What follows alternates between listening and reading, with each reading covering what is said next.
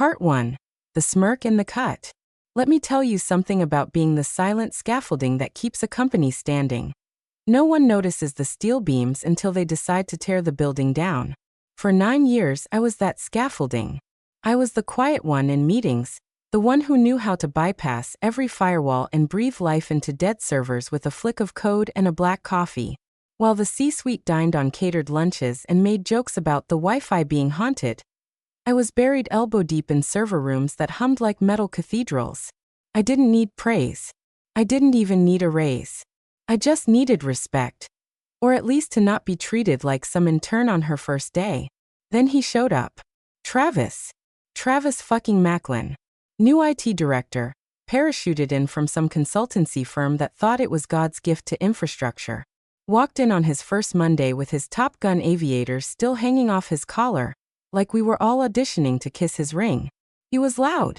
Jangly laugh, frat boy cologne. A jaw that screamed, I peaked in 2007. He introduced himself like we should have read his memoir. Let's make this place bleed data, yeah? I smiled tightly, and went back to syncing the redundant NAS clusters he didn't even notice humming behind him. It didn't take long. On Wednesday, 9:02 a.m., we met over the primary root server stack. He strutted in while I was already booted into recovery mode. Fingers flying over the keys like a pianist resurrecting Beethoven. It had crashed the night before, one of our oldest, most temperamental units. I had barely slept. I was halfway through stabilizing the kernel when he leaned against the rack like a model in a budget cologne ad and said it. No woman touches my root server. Like he was laying down a law. Like I was a child scribbling on his whiteboard. I looked up from the terminal and smiled. A long, slow practice smile. The kind you give before you deliver a kill shot. Then I suggest you resuscitate it yourself, I said. It just ate 2 subnets and a third of payroll's authentication tree. He blinked. Then he chuckled, like I'd said something cute. Sweetheart, he said, tapping the chassis like it was a car hood. I've been running infrastructures longer than you've been turning on laptops. I stood. Calm. Measured. My hands were still shaking, but only I knew that. You've been running infrastructures, I repeated. And yet you missed the cascading token loop that was about to nuke HR's entire biometric vault. Fascinating. I walked out. I didn't slam the door. That would have been emotional. And I've learned to save my emotions for war. What I felt wasn't just rage. It was colder than that. Cleaner. It was the birth of a plan. This wasn't going to be a catfight. This was going to be a systematic, surgical, protocol-compliant takedown of an arrogant man who thought his Y chromosome gave him root access to my kingdom. And so I began to sharpen the blade. Because the best revenge isn't sabotage. It's documentation that there's a particular type of hell that unfolds not in fire or fury, but in emails marked high priority from someone who doesn't know what SSH stands for. That week, the one I now call the week of needles, wasn't a sudden ambush. It was slow, pricking, relentless erosion.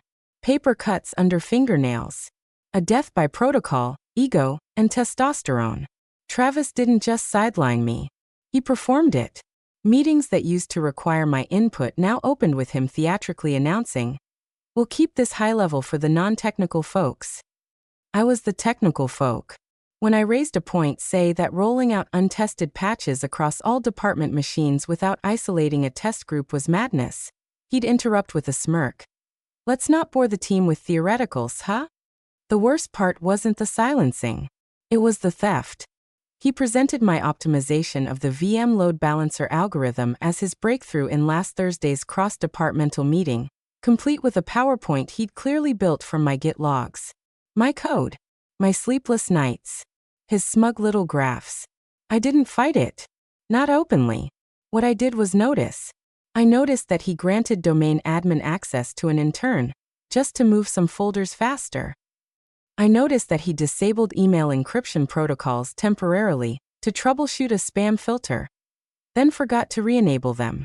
I noticed he logged into our legacy payroll system without multi-factor authentication and stored the credentials in plain text on his desktop in a file literally called "Don't forget these." I noticed how often he used public Wi-Fi in coffee shops while VPN was disabled. I noticed everything. And I kept notes. Not messy, Paranoid ramblings. No. These were beautifully structured, time-stamped, spreadsheet with screenshots and linked log extracts. Color-coded. Foldered. Archived. I called it the God file. Because one day, he would stand before it like a sinner before a wrathful deity. I didn't just wait for him to fall. I curated his downfall one slip at a time. Meanwhile, I kept my face the way women have been trained to wear it for centuries. Neutral, pleasant, just self-effacing enough to be non-threatening. When he called me kiddo in front of the CIO, I smiled so wide I thought my jaw would crack. When he sent me to recable a server room in heels while he took a 4-hour lunch with a VC rep, I replied, "Of course, happy to help." Inside, I was a furnace. He thought he was burying me in humiliation. What he didn't know was, I was laying the groundwork for his digital autopsy. And I wasn't just going to end him. I was going to make sure the company thanked me for it. It happened on a Tuesday, as these things always do. Tuesdays, the day of nothing special. No birthdays. No holidays. Just the flatline hum of another corporate week, stale coffee, flickering fluorescence, and the same air of suffocated purpose that hung over every cubicle. I got the email at 10:16 a.m. Subject: Sync at 10:30, Office 12B. No signature. Just a cold calendar bullet. Office 12B was Travis's lair. Glass walls, whiteboard wallpaper, 2 monitors he barely used but always bragged about. I walked in with my badge clipped, my expression unreadable, my hands empty. That seemed to throw him. He'd probably expected me to bring a laptop or a protest. He didn't ask me to sit. "You're done here," he said, his mouth barely moving around the words. "Pack up. HR will send you the formalities." Just like that. Not "we've decided to part ways." Not "there's been some restructuring." Not even a performance review citation. Just a verdict. Dropped like a guillotine. I stared at him for exactly 3 seconds. Let him squirm in the silence. His fingers hovered awkwardly above his keyboard like he needed to prove he had something urgent to do. Somewhere more important to be. But he didn't. He just wanted to be the kind of man who could dismiss a woman and return to his life unchanged. I gave him what he feared most. Not anger. Not begging. Not questions. Just a small, closed-lipped smile. "You'll regret this," I said. Not a threat. A statement of fact. Then I turned and walked out. No dramatics. No scene. Just the quiet hiss of a chair spinning behind me. I didn't touch a single wire on my way out. Didn't download anything. Didn't back up files. I didn't have to. My God file already lived off network. My logins had been cloned. The tripwires were in place. The seeds had been planted months ago, and the roots were already crawling beneath the building's foundation. When I reached my desk, I packed a single cardboard box. 1 coffee mug, 2 framed photos, my backup phone, and an old USB drive that hadn't been plugged into anything since 2019, but always got side eyes from security. I left my badge on the desk like a calling card. People watched. No one asked questions. Only Janet from finance whispered, "Wait, did they fire you?" I smiled again. Apparently. By the time the elevator doors shut behind me, I was already reconstructing the architecture of their destruction in my head. The company thought they were shedding dead weight. What they didn't know was, I was the nervous system, the immune response, the heartbeat that kept their fragile digital body from hemorrhaging into chaos. They hadn't fired me. They had cut their own throat. And now, I was going to let them bleed. I woke up the next morning at 6:47 a.m. to the sweet sound of silence. No alarms, no Slack pings, no panic calls from some junior admin asking why the internal messaging app was redirecting to a 502 error. Not yet. I poured my coffee, sat cross-legged on the floor, and stared at the blinking light of my offline server box tucked behind an antique arm more like a forgotten deity.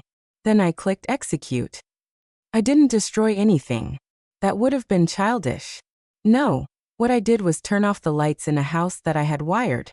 A master reset of interwoven dependencies, scheduled downtimes nested within layers of maintenance scripts, obscure cron jobs tagged with misleading timestamps. Elegant, reversible, for someone who knew the architecture. Travis was not that someone. By 8:03 a.m., monitors across 4 departments flickered and died. At 8:15, remote logins failed. The ticketing system glitched into an infinite loop. Printers began printing ASCII trees.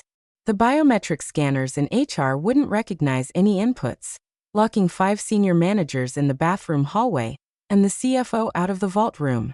At 8:21, the root server entered recursive lockdown. Then the screaming started.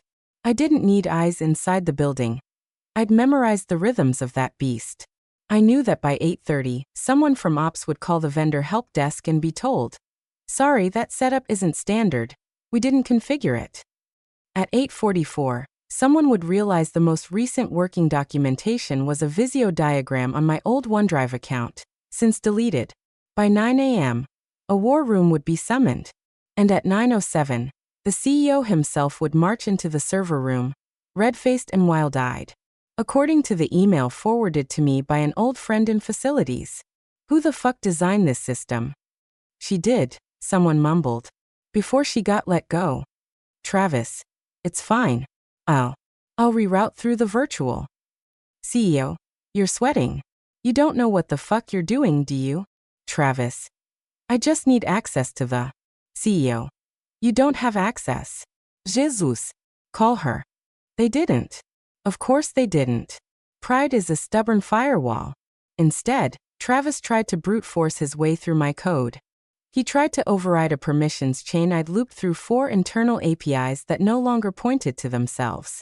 He tried to restore from backups, but the most recent backup, while perfectly intact, required a key phrase that had only ever been spoken aloud to HR during a security demo 3 years ago. And I knew they hadn't recorded it. I got a text at 11:34 a.m. from Janet in finance. Everything's broken. They're losing their minds. Are you watching this? I was. I had my old monitor on. I had coffee. I had peace. But oddly, I also felt hollow. This should have been the part where I danced in my kitchen, where I cackled like a Bond villain as the infrastructure burned. But it didn't feel like justice yet. It felt like the moment just before the final chess move, when your opponent finally knows they've lost, but you haven't laid down the checkmate yet. The system wasn't dead. It was waiting, sleeping, and I was the only one who still held the key to its resurrection. Which meant the game wasn't over. Not yet.by Thursday, the building wasn't just malfunctioning. It was decaying. The facade of competence that Travis had worn like a cheap suit was unraveling stitch by stitch. Externally, the company was still pretending it had things under control. Auto responses were sent, social media stayed quiet, PR crafted vague statements about scheduled infrastructure improvements. Internally, it was panic and prayer. Clients were livid. The government contract team couldn't even access the encrypted submission portal. And an entire Midwestern logistics firm pulled their account after 2 failed invoice transmissions. One international banking partner threatened breach of SLA within 24 hours. And the worst part? The system looked online from the outside. There were blinking lights. Logins half-functioned. Everything hummed just enough to be dangerous. But no one could touch the actual backbone without it snapping. And the whispers began. I wasn't there, but you'd be amazed what people will forward to you when they think they're next on the chopping block. Janet, of course. Craig from DevOps. Even Derek from Janitorial, who once fixed the coffee machine with a firmware patch and had since declared himself IT adjacent. They whispered my name in Slack threads. Has anyone tried reaching out to her? They whispered it in team meetings. She used to fix this stuff in minutes. They whispered it in HR, after the 3rd system-wide crash. They whispered it in legal, after a partner threatened litigation over compromised data access. And eventually, they whispered it in the C-suite. It wasn't loud. Not yet. But like hairline fractures in glass, the pressure built. One conversation leaked through a voice memo sent anonymously to my Proton Mail. CEO. What the fuck do you mean you can't fix it? Travis. I'm doing everything I can, sir, but she didn't document half the back end. CEO. Because you told her she wasn't needed. Travis. She was insubordinate. CEO. She was the fucking backbone and you amputated her. Christ. I played that audio twice. Then a 3rd time, sipping wine. You'd think I'd be cackling. You'd think I'd be dancing. But it wasn't joy I felt. It was satisfaction, yes. The slow, grim kind. Like watching a house you warned them not to demolish collapse exactly how you said it would. I was still in the shadows. Still out of reach. Still unbothered on the surface. But the ground beneath them was cracking. And the man who thought he could replace me with bluster and PowerPoint was starting to realize that he'd fired the operating system and kept the malware. They hadn't called me yet. But they would.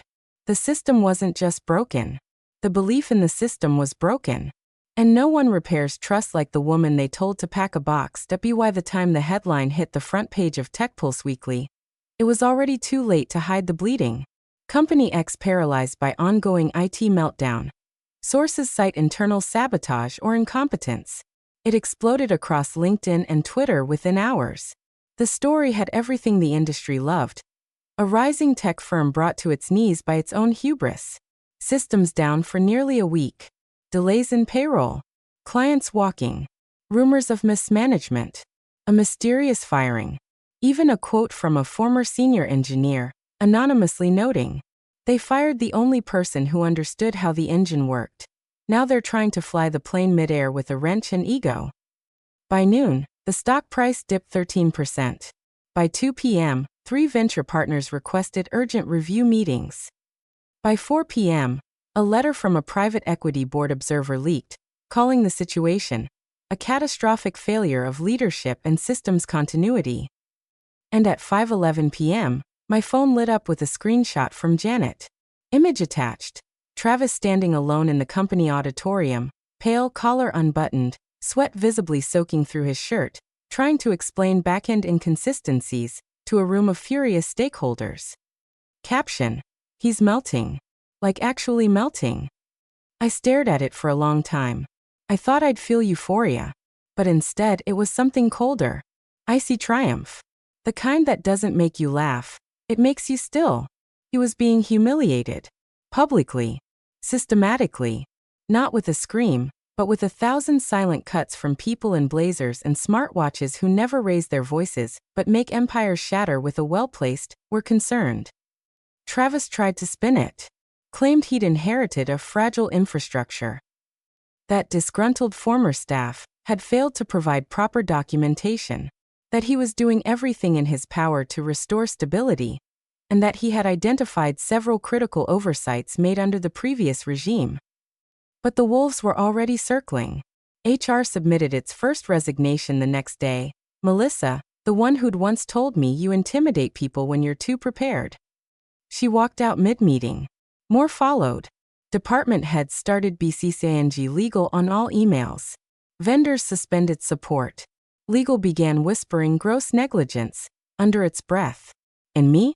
I was watching it all from the outside. Not hiding, not gloating, just watching. Coolly. Patiently. Every time someone said, "Who let this happen?" Every time a partner asked, "Why didn't you have a contingency plan?" Every time the director was asked for logs he couldn't interpret, systems he couldn't access, backups he couldn't restore. I remembered the smirk he wore when he said, "No woman touches my root server." And now, he was standing in front of a scorched kingdom, trying to rule ashes with no subjects. He made me pack a box. I made him pack a reputation. It came as a late-night email, 2:14 a.m., from the CEO's personal account. Not the assistant. Not HR. Not some legal minion with a template apology. Just a subject line. Please. He had finally broken. The body of the email was a digital white flag, bloated with desperation, sugar-drenched remorse, and a spreadsheet of numbers that would have made my student loan-riddled heart twitch a year ago. "We need you to come back. Travis has been relieved. The board agrees. We'll make you director of infrastructure. CTO, if that's what it takes. Name your salary. Retroactive severance. Apologies on record. Anything. Just please fix this." There it was. Obscene money. Lavish titles. Groveling from men who once called me overattached to process. The company that erased me now begged me to resurrect them. I let the cursor blink on the reply field for a long, long time. A part of me, the part that stayed up at 3 a.m. with dying servers, that documented every duct-taped workaround, that sacrifice weekends to make chaos look like stability. Ached to say yes. But that part was buried under what they'd done. They didn't just fire me. They tried to erase me. They stole my work, insulted my intelligence, humiliated me for sport. They cut out their own heart and thought the brain would survive. And now they were calling me their defibrillator. So I wrote back. Subject: please. You once told me, through your shiny new hire, that no woman touches your root server. Consider your wish granted. Because now, no one can. Send. I didn't wait for a response. That was the moment I took my power back. Not by helping them up, but by walking away when they finally realized they were on their knees. I wasn't their repair technician. I wasn't their backup plan. I was the architect of a system they never deserved, and now, would never access again. I stood on my balcony with a glass of red wine, the lights of the city flickering beneath me like a fiber optic requiem. Somewhere in a boardroom, panic was setting in. Somewhere someone was whispering, "She said no." I hadn't just left them broken. I'd left them exposed, stripped of my structure, drowning in their own arrogance. And in that moment, I didn't feel rage anymore. I felt sovereignty. They had begged. I had denied. And now the fall would be total. That IT didn't end with fireworks. It ended with silence. The kind that settles over a battlefield after the smoke clears, and everyone realizes there's no one left to blame except the mirror. Travis was ousted by unanimous board vote. No ceremony, no golden parachute. Just a cold internal memo. Effective immediately, Mr. Macklin is no longer with the company. His LinkedIn changed to exploring opportunities within hours. But the damage stuck to him like digital soot.